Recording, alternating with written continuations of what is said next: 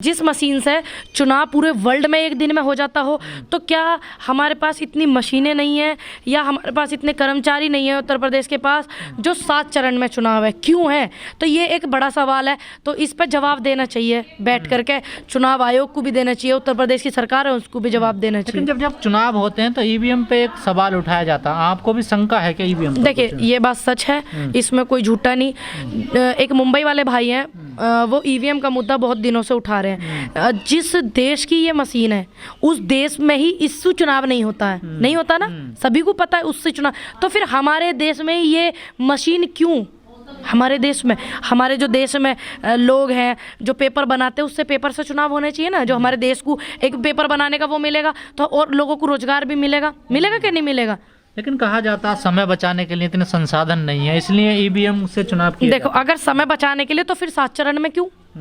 अगर समय बचाने के लिए चुनाव है तो 7 चरण में क्यों? इसका मतलब बात समझ में नहीं आ रही, मेल नहीं हो रहा बातों का।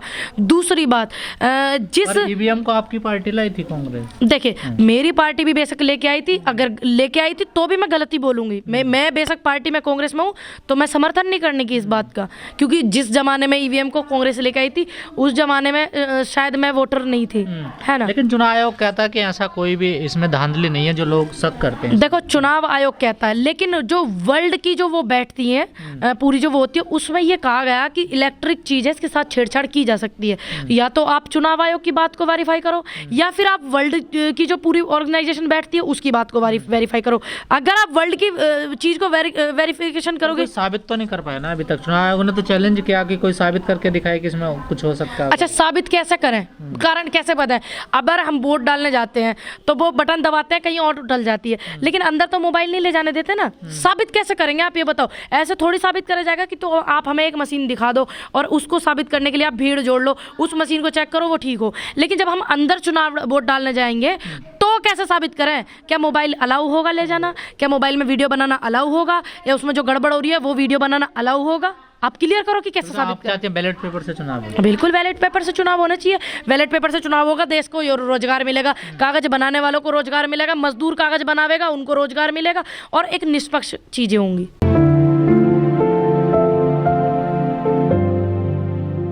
मैडम, यूपी चुनावों की तारीख तय हो गई है, पूनम पंडित की क्या भूमिका रहेगी यूपी विधानसभा चुनावों में? जो भूमिका निभाते आ रहे हैं 1 साल से, वही भूमिका रहेगी। ठीक है, किसानों को सपोर्ट करना, किसानों से अपने लिए सपोर्ट लेना, अपनी पार्टी के लिए सपोर्ट लेना।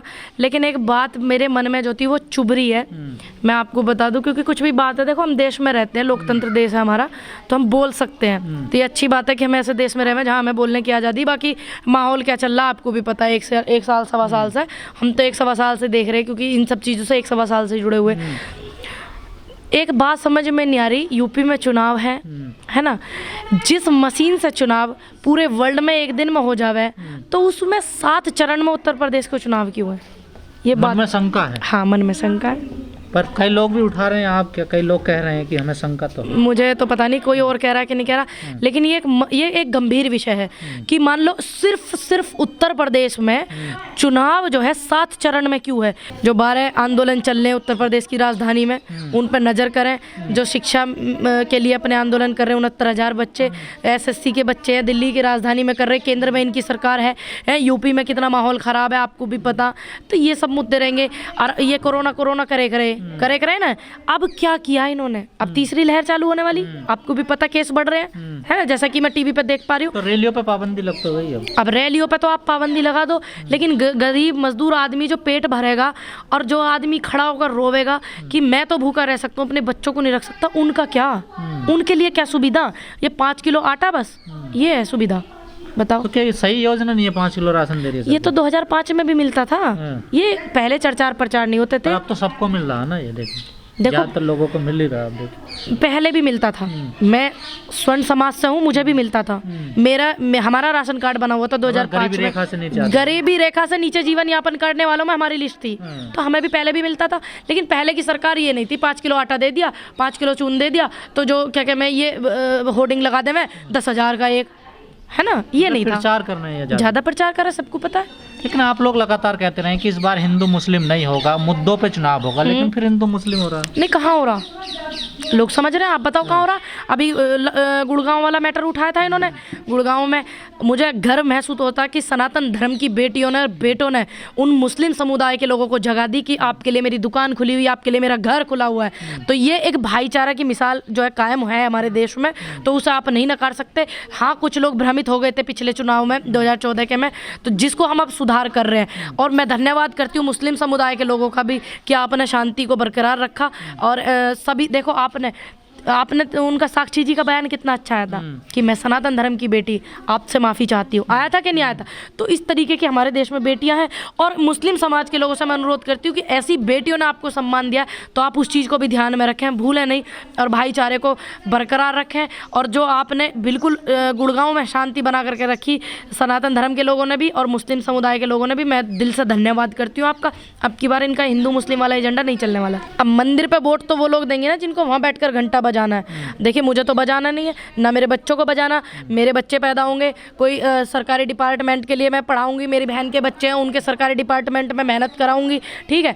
अब उनको वही तो चिल्ला रहे होंगे जिनको बैठ करके वहाँ पे लोगों को इस तरीके से गुमराह वही तो लोग कर रहे होंगे जिनकी वे ज़मीन जो 2 मिनट 10 मिनट में 18 करोड़ की होगी।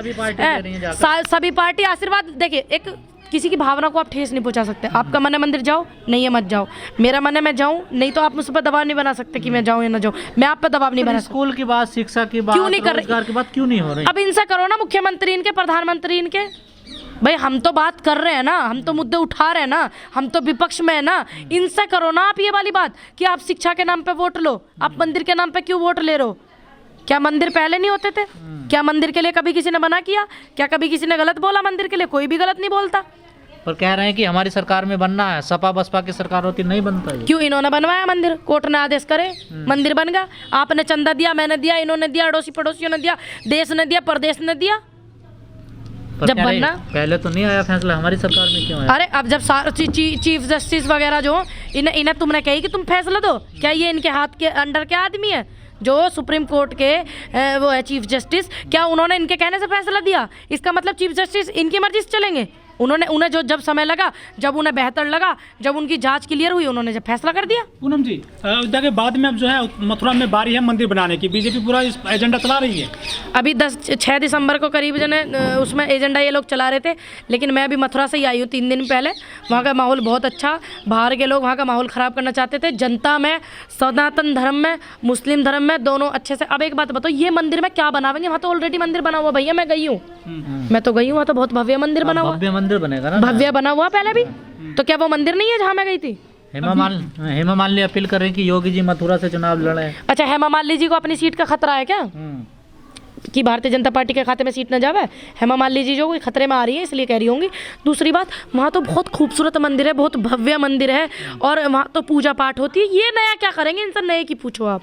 मैं तो गई थी वहाँ पे, एक चैतन्य जी हैं जो वो थे नृत्यकार, उनका भी वहाँ पे वो है मंदिर, सब कुछ है वहाँ तो। मोदी जी खुद कह रहे हैं कि योगी जो है ना यूपी के लिए उपयोगी हैं। अरे योगी उपयोगी हैं तो योगी जी से जो अभी पीछे इतना इनका आपस में वो हो रहा था डिस्प्यूट, वो क्या था? पूरे देश ने देखा, दिखाना पड़ रहा था उनको, जनता को। कहाँ डिस्प्यूट हो रहा? क्यों? जनता को दिखाना नहीं पड़ रहा था कंधे पे हाथ रख के? आप विपक्षी लोग आरोप लगाते हैं ना, जब योगी जी जाते हैं, वो मोदी जी जाते हैं योगी जी के साथ, तो गमछा ओढ़े रहते हैं, और जब वापस आते हैं तो चादर ओढ़े रहते हैं। तो 2 अलग अलग जगह की फोटो एडिट कर करके चला रहे हैं, दिखाना पड़ रहा लोगों को कि हाँ रिश्ते ठीक है। जब रिश्ते ठीक होते हैं दिखाने की जरूरत नहीं होती। अच्छा, तो रिश्ते तो ठीक अखिलेश के भी नहीं है घर वालों से। देखिए बिल्कुल नहीं है, वो तो सबको पता है, इसे क्या झुठला दो गया?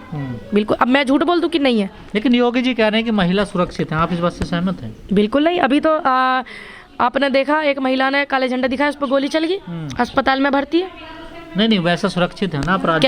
कैसे सुरक्षित है? इतने बलात्कार, और 2014 के बाद के रिकॉर्ड निकाल के देखो, बलात्कार कितने बड़े, कितनी लड़कियों को, दलितों के बलात्कार हुए, कितनी वैसी लड़कियों के बलात्कार हुए। अब लड़की आधी रात भी कहीं भी जा सकती है, कहीं भी घूम सकती है, पहले ऐसा नहीं था। अच्छा, पहले नहीं था ऐसा?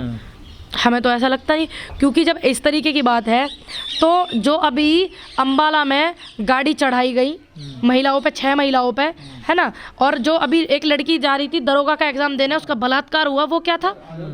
क्या था वो?